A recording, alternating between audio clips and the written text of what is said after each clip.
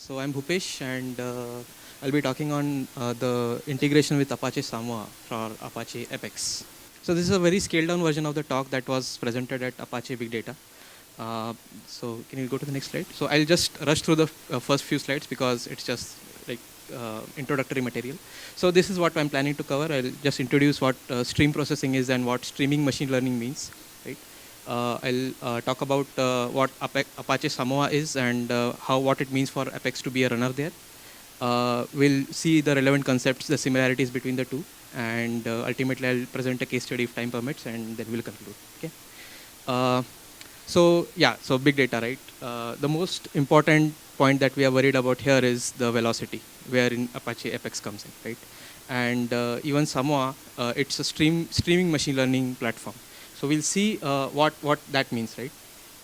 So when you say stream processing, it's usually people associate it with real time or low latency processing and high speed of arrival, and it's a system designed to handle an infinite set of data, right? So it's not that you cannot do a finite set of processing on that same system, right? Uh, Batch is actually considered as a special case of streaming here, but currently we'll be restricting ourselves to just the streaming part of it. So machine learning, when we talk about it, I'll just consider the most common part of it, which is usually the supervised case, right? Wherein you distribute your data sets into training and testing, and then you train your models. And the main assumption that goes into that is that your training data is the representative set among all your population, right? And you're not going to change your model for a long time. Maybe you change it, but maybe once a month or once a year, for example, right? And the scoring part you use for testing it out, looking at what the accuracy is, and so on, right? The problem there is that the algorithms are pretty complex because they try to extract the maximum accuracy out of your algorithm, right? And you can have as many iterations as you want over your data set, and you just try to maximize it out, right? When we come to streaming machine learning, it's actually made for change, right? Where your algorithm tries to adapt to dynamically changing patterns in data, and the concept drift over the time is captured in the model at runtime, right? So you don't actually have a single model. Your model is constantly changing, and so is the data that is scored on it, right? So when it may happen that two different data points are scored on entirely two different models, even though they came like nearly the same time. Right? So the case there is for algorithms, they are actually simplified versions of their batch counterparts. You have certain constraints wherein you have sublinear space and time per data item. You don't get to have a lot of iterations. You get a single pass through the data, and the trade-off that you do is for accuracy. Like you trade off with accuracy, saying that okay, with high probability, I'll get only a small percentage of error. Right? So this is what it looks like. You have a model which is updatable. You have constantly flowing training data stream and the new instances, which is the data stream that you want to score on. Right? As and when you get training data, you update your model. And as and when you get new instances, they are scored based on the updated model, right? And this all happens at runtime, right? This application is constantly running. So a good example of this is like weather prediction, for example. So let's say I know what weather it was yesterday. I know the parameters. I know the features. I just train my model based on that. I also know the result. And based on that, the model is updated. Today's scoring would be done. I don't know whether I'm right or wrong, but tomorrow I'll know what whether I was correct yesterday. And so that becomes my training data and a feedback to the current model updation algorithm, right? So can we go to the next slide? Yeah. So Apache Samoa allows us to do exactly that. It's a platform for streaming machine learning algorithms. It's distributed and scalable. So it's in line with the Apex philosophy. What you get is three things there. It's a framework for developing new algorithms, right? So you can write new algorithms in Samoa, machine learning algorithms. You can you can run those algorithms on a variety of stream processing engines like Apache Apex, Apache Storm, Apache Flink, and so on. And ultimately, you also get a library of machine learning algorithms there. You can just use out of the box, right? So this is where Samoa sits in the taxonomy. So you have machine learning and distributed and non-distributed components of it. So you might be familiar with R and Weka, which are non-distributed under batch case, right? On the stream, we had the MOA project, which is from the same group as Weka. So actually, Samoa is an extension of MOA for stream distributed streaming, right? And it falls under the stream processing component of it. And this is the architecture that you can see. It has two different layers. One is the ML adapter layer, which integrates with machine learning libraries. MOA is the only one right now. Maybe there are different libraries which can be integrated in the future so that you have various implementations of a single algorithm. And then you have the SPE adapter layer. SPE stands for Stream Processing Engine, right? And the current ones are like this Flink, Samza, Storm, and Apex, right? So you can run the same algorithm on any number of any of these stream processing engines without making a single line of change in the code, right? Okay. So let me just go into what Apex looks like, right? I think most of you might be familiar, but just for the sake of completeness, it's a DAG. DAG is a directed acyclic graph composed of nodes and edges. The nodes are basically your processing logic. The starting node is called the input adapter, which is responsible for getting data from outside systems. And then the stream connects it to the other operators wherein your data flows. So all an operator needs to do is take care of the business logic that it needs to do. So what it needs to do is take an incoming tuple, process it, and send it out.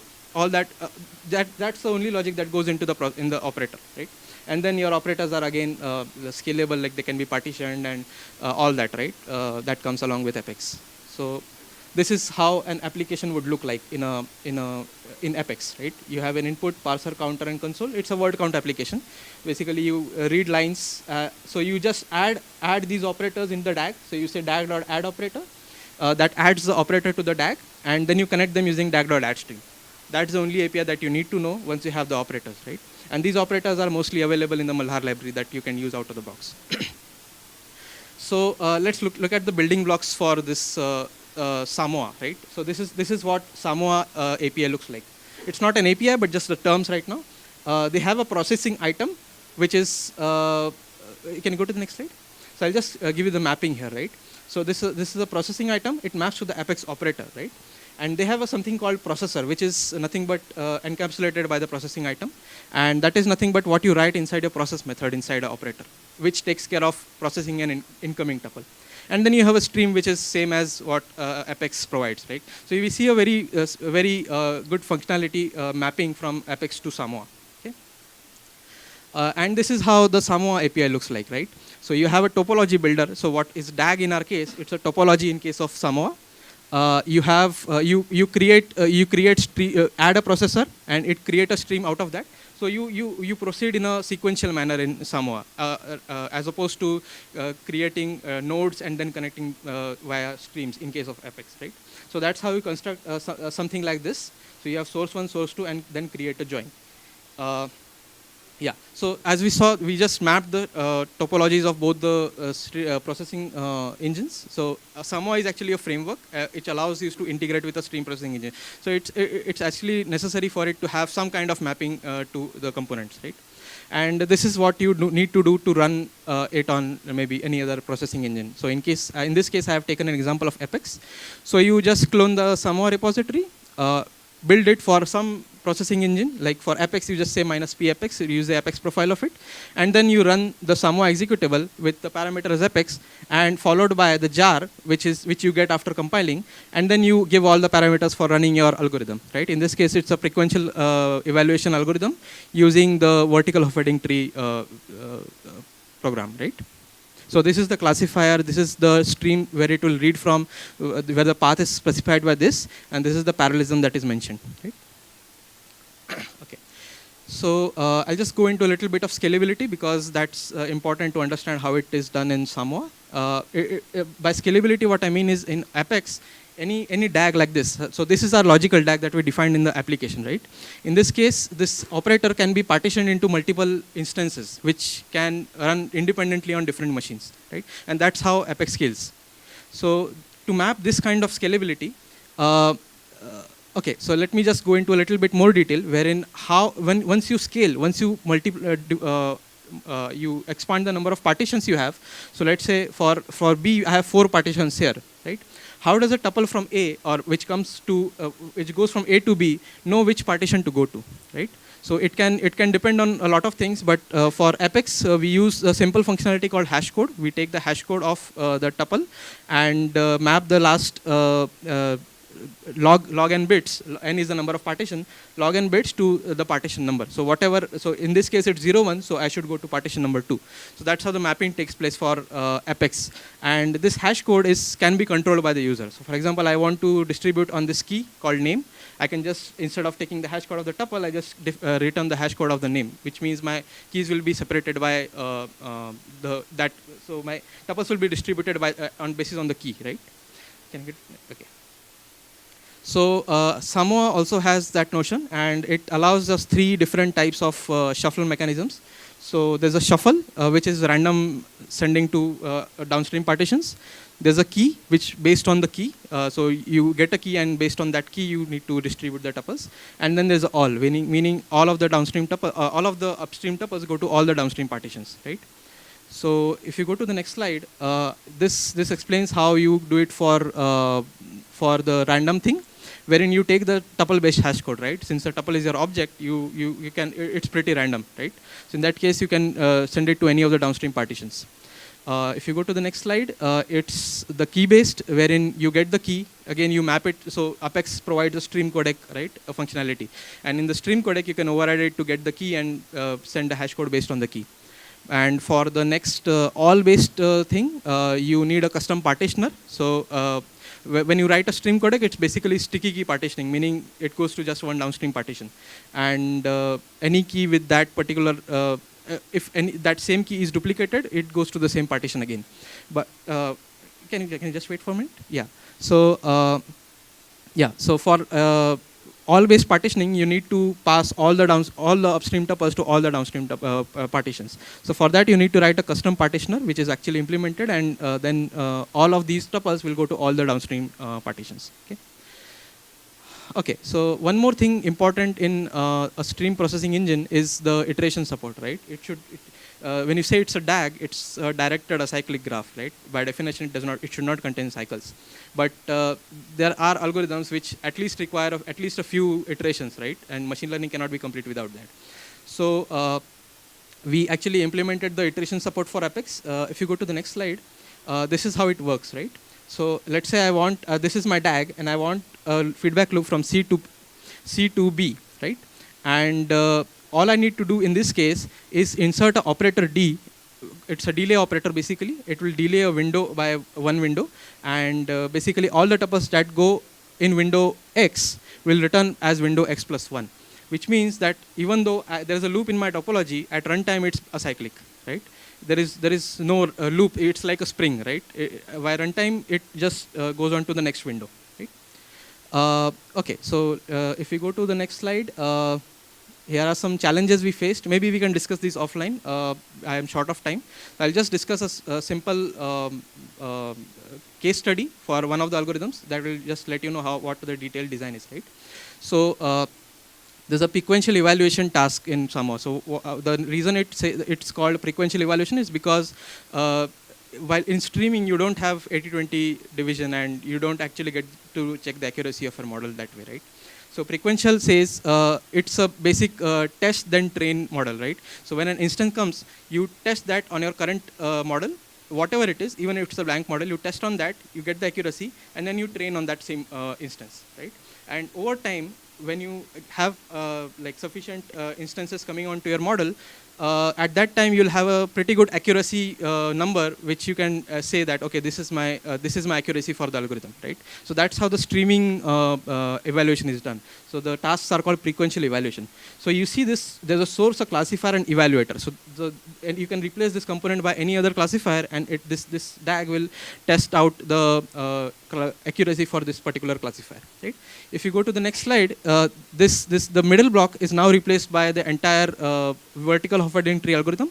It's a decision tree based classification algorithm, wherein you have 2 important operators, this number within the operator means that the partitioning is limited to 1, because in machine learning you can't just say, no, okay, I want to replicate the number of partitions, I'll just do that. It depends on the algorithm also, right? And n means that, okay, I can partition this particular operator, right? So in this case, what it does is it sends instances to n continuously. This is the attribute stream, right? And over some period of time, the tree is maintained at this operator. So the entire model is centralized, right? And it may decide at some point, okay, I may need to split a leaf. Let me check with my downstream partitions if the local statistics allow me to do that. So it will send a control signal which triggers a feedback loop saying the local result is this at each of the downstream partitions. And then this operator may decide to actually split the leaf into 2 and create 2 different nodes, right? So that's how this works. And you can see that there are multiple streams being used here. There's all-based partitioning for one stream and a key-based partitioning for a second stream. There's restricted parallelism and the delay operator, right? So all of these things come together to actually create that. Okay. So for Samoa, the roadmap has a lot of interesting new algorithms. And for Apex, this is the roadmap. So SQL support using Calcite is coming up, which Chinmay will talk about shortly. There's Beam support. Apex is already a runner there. Then there is enhanced support for batch processing. There are talks based on that as well today. Then we have encrypted stream support for Mesos, Kubernetes. Python support is coming up. It's currently under development, and we are also working on replacing current operators at runtime, right? And dynamic attribute changes. Okay. So key takeaways is Samoa brings at least some capability of machine learning to Apex. And iterative support actually enables us to do that, right? And yeah, so Apex is already there in the Samoa repository. And yeah, thank you.